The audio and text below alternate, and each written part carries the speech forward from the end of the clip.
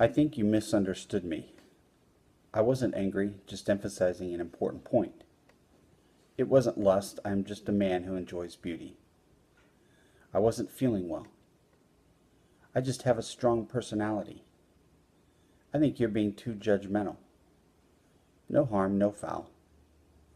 It wasn't a lie, just another way of looking at things. Sometimes you have to choose the better of two evils. I was planning on giving it back. It wasn't gossip, I was just asking them to pray. I'm not proud, just exercising God-given leadership gifts. I had to defend myself. The list could go on and on. We're all so good at doing it.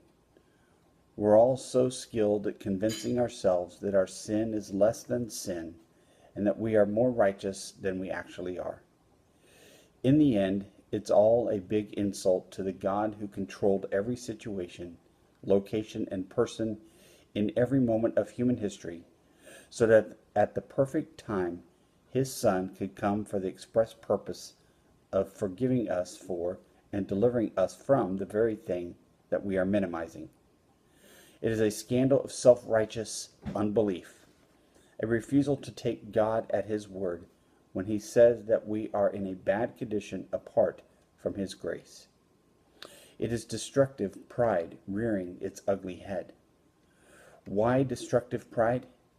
It's destructive because it is only when you humbly admit the depth of your unrighteousness and the impossibility of independently altering that condition that you begin to cry out for and get excited about redeeming grace. Now, all you really need to convince yourself of the depth and seriousness of your sin is the cross of Jesus Christ. That God would go to the extent that He did to sacrifice His one and only Son ought to be demonstration enough that the moral tragedy of sin is real. It is so real that God's real Son had to come in a real birth, live a real life of perfection, die a real death, and walk away from a real tomb so that you could have real forgiveness and real hope in the face of your real sin. When sin is real, real grace is the only hope.